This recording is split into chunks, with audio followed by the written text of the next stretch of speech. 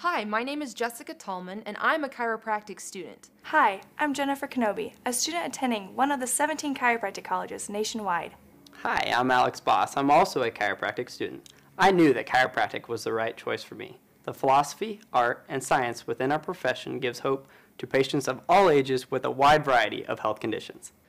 I chose chiropractic as my career because I want to be part of a healthcare profession whose natural, patient-centered, hands-on approach to healthcare is conservative and effective in treating many of the common ailments of society. To become a doctor of chiropractic, it takes a minimum of 7 years of academic and clinical training, and then passing rigorous national and state boards. Let me introduce you to a decorated American veteran, retired Brigadier General Becky Halstead, as she shares some of her chiropractic experience. Well, my dad introduced me to chiropractic in one of my visits home on one of my leaves. He could start to see that I was wearing physically. And my dad had arthritis, and so he often would go down and see the chiropractor in our town. And our town doesn't have a chiropractor because our town doesn't even have traffic lights, but the next town over in Owego, New York.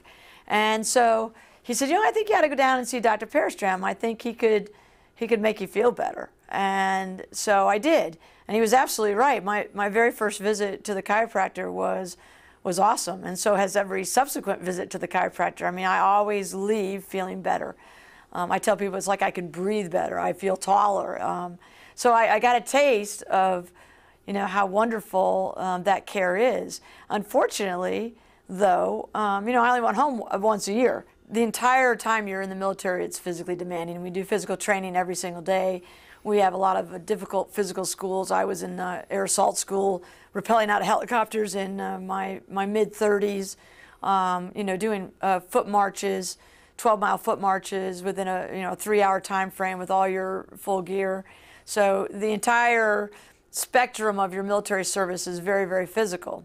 So although we do a lot of physical training, and I think we're fairly physically fit, we do wear out. Napoleon may have said an army moves on its stomach, but these days it may be its back. It's been reported that more than 16% of the Army is currently unavailable for deployment. The top ailments sidelining soldiers, incredibly back pain, and other musculoskeletal issues. Retired Brigadier General Rebecca Halstead, whose service in Iraq made her the first U.S. woman to command in combat at the strategic level, thinks it's time we address that. These are the young men and women out there every day protecting our freedom. It's time to make the benefit of chiropractic care available throughout the military. They deserve it. Halstead herself suffered from chronic fibromyalgia for years until she received chiropractic treatment. Now she's teamed up with the not-for-profit Foundation for Chiropractic Progress to make sure all military members get the care they deserve. From personal experience, I know that chiropractic care will exponentially improve military health and readiness. At the end of the day, missions get accomplished on the backs of our soldiers. So at 49, I'm sitting there taking a dozen prescribed drugs, every 3 hours, every 4 hours, every 6 hours. And I just went, this is crazy.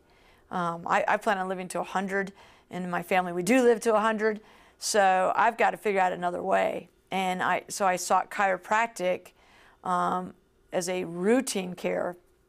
And 2 years later, now, just about 2 years later, I retired in June, it's now October, so 2 years plus. I take no prescribed drugs, 0. I go to the chiropractor about every 2 to 3 weeks, depending on my travel schedule. And, I can take a shower without the water hurting my skin. My skin's not on fire. I mean, I have fibromyalgia, but it's not chronic. And I know so much more now how to deal with that, and chiropractic's a huge part of the equation. I just believe that with chiropractic care, when I physically feel better, I emotionally feel better. When I emotionally feel better, I'm a much greater service to my nation in my job, and I'm a much better asset in my family at home.